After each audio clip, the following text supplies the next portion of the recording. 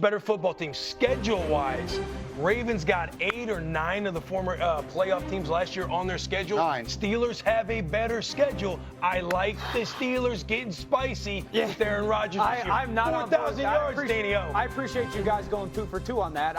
The Ravens are the best team in the AFC, the best roster in the AFC. And I understand schedule matters. So does talent. Yeah. So does ability to go play the game. And I just think the Ravens are still, I think, head and shoulders better than Pittsburgh. All right, let me get to a couple of other games here. We'll come back to those. Let's do Giants and Commanders. Will, I'm coming to you. If I said Russell Wilson and the Giants are going to upset Jayden and the Commanders, is that fact or fiction? That is fiction, Greeny. Here's why. Dan Quinn culture. The city of D.C. and Nova, they are on fire. There's a lot of momentum, a lot of optimism, and because they have a superhero at quarterback. He's with Cliff Kingsbury, year 2. They go out and get Deebo Samuel. You get Laramie Tunsil for protection. I love the Commanders. That is fiction. Giants ain't doing that. Best lungs in the league. Sheffy, I feel like you've been sneaking up on me for a month now talking about this. Yeah, and listen, I don't know where this came from. I'm not sure why I believe it as much as I do, but I just feel like the Giants are going to be one of those teams this year that is better than people think. I think they're going to give the Commanders everything that they want on Sunday. I think this is going to be a close game. I think the Giants are going to have a real chance to upset them. Of course, you could play this tape back on Monday if Washington wins 28-0 and make me look silly. But I just think that the Giants, with their pass rush, with their defense, I think they're going to be a lot better than people realize this year. I agree with you. I just don't think they beat the Commanders. And Hey, they got to run the ball if they're going to win that game. the record may not always demonstrate it, the improvement, because the schedule is so tough for the Giants. It is, before the season begins, the hardest schedule in the NFL. Let's get to the best game, maybe, of the entire weekend. It's Sunday night. It's a rematch of a playoff game a year ago.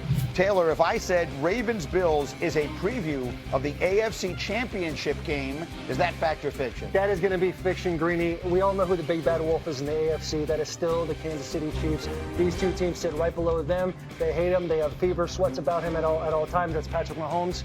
Right now, these two teams playing, it's all about seeding going into the playoffs. Yeah, that's we called this yesterday a September game to remember. And to make the point that Will was just making, between the Ravens and Bills, the Bills have an enormous advantage in schedule the rest of the way. We think they play in an easier division. They play fewer playoff teams from a year ago. They play only one game the whole season outside the Eastern time zone. And the Ravens start with a gauntlet.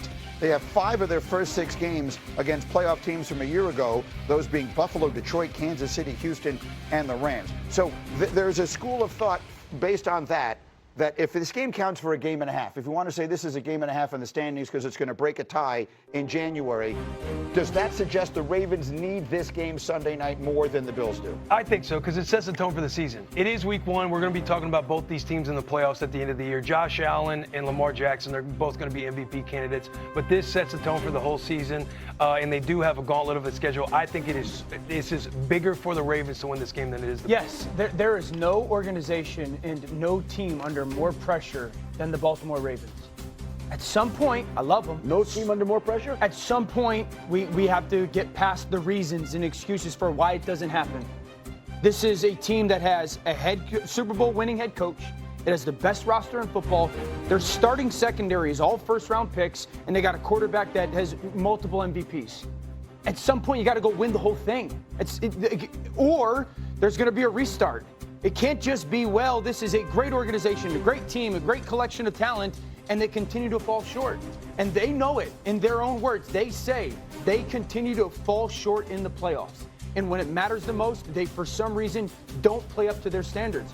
And I understand it's week 1. I agree with Will. This game is massive for Baltimore. It is. I'm not going to the extreme of, if you lose, your season's over. But there's no team under more pressure than this team to finally go get it done, because how many times do organizations have this type of setup and just don't win the trophy? It doesn't happen often in the league. I feel a little bit like you can say the same about both the teams in this game, right? Both these teams have been there. They both have the MVP caliber quarterback. Yes. They've both been so close, and they both fall just short. The difference feels like The Bills get beat by Kansas City. The Ravens get beat by themselves. Yes. They go into the playoffs and they don't play big. They make uncharacteristic mistakes. That's the kind of thing that I think leads people to ask the kind of questions that Dan is asking. Shefty, what's your feeling on Baltimore as the season begins? I think Baltimore is loaded. I think they're going to be better on defense than people realize. I think they could lose on Sunday night and still rebound and be the best team in the AFC. I think Lamar Jackson's an MVP. I think they've done all the right things. Yep. They're so deep. They're so strong. Like, I'm a big Baltimore believer this year. So let's put the picks up on the screen. And if I were to tell you, and Taylor, you just said Kansas City's still the team to beat, and clearly that's true.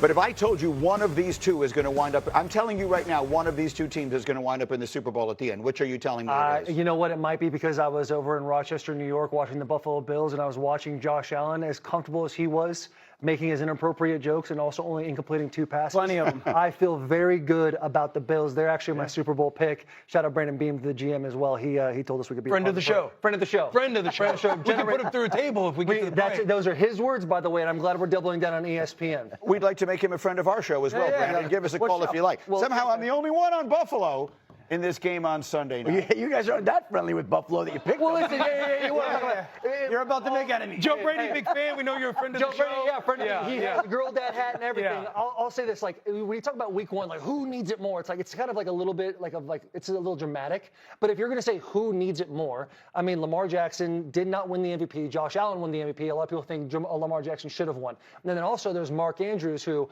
there's like death threats and tweets and all these things that happen to him after he drops that 2-point conversion. Yeah. This is a guy that puts the Buffalo Bills on his lock screen. He's in the weight room. He's getting after it.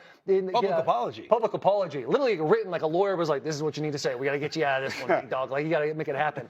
So he has gone through the nutrition process. He talks about his weight training. I think, like, Mark Andrews, I don't know what the over and under is on his receiving yards, but we're going to take